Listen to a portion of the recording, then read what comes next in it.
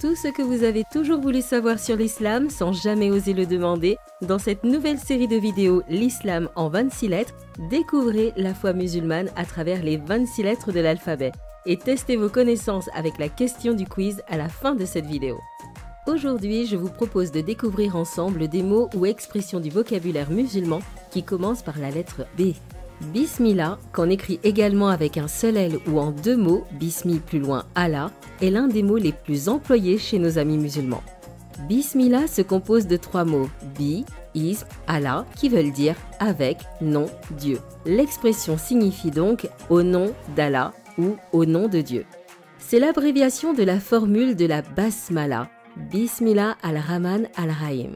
Cette formule contient les trois noms d'Allah. Allah, qui est son nom le plus familier, Rahman, qui signifie le clément ou le tout miséricordieux dans le sens de miséricorde universelle et générale, et Rahim, qui veut dire le miséricordieux ou le très miséricordieux. Il suggère une miséricorde spécifique et personnelle.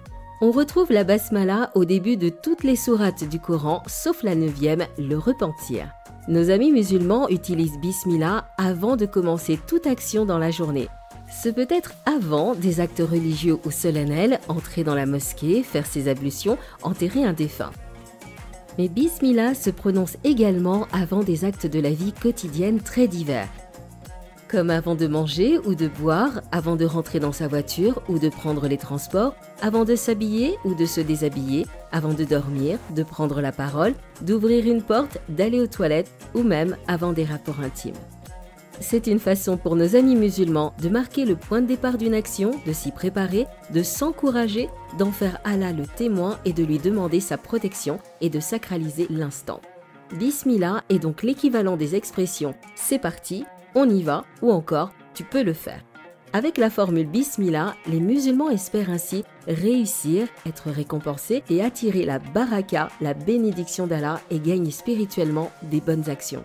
Ils croient donc que tout acte, aussi petit soit-il qui n'est pas rappelé à Allah, a un grand risque d'échouer, pire, il attire la compagnie du diable. Un petit bonus avant de se quitter, j'en ai parlé tout à l'heure, la baraka. La baraka signifie bénédiction, faveur divine. La baraka est une protection contre les dangers, une bénédiction transmise par Dieu ou par des figures vénérées. Nos amis musulmans pensent que ces figures ainsi que divers objets, comme des reliques, possèdent la baraka, c'est-à-dire un don divin qui peut faire des miracles. La baraka, c'est aussi l'abondance, la prospérité, que ce soit au niveau matériel, argent, biens, ou non matériel, famille, affaires. Le mot baraka désigne également une forme de grâce divine qui donne une impression d'abondance, quelle que soit la quantité de biens possédés. Le mot baraka est passé en français au début du XXe siècle, d'abord dans le langage des Français d'Algérie. Le mot baraka est un synonyme familier de chance. Plusieurs noms ou prénoms peuvent dériver de baraka, comme ceux de Mohamed Hosni Moubarak, Ali Pacha Moubarak ou encore Barack Obama.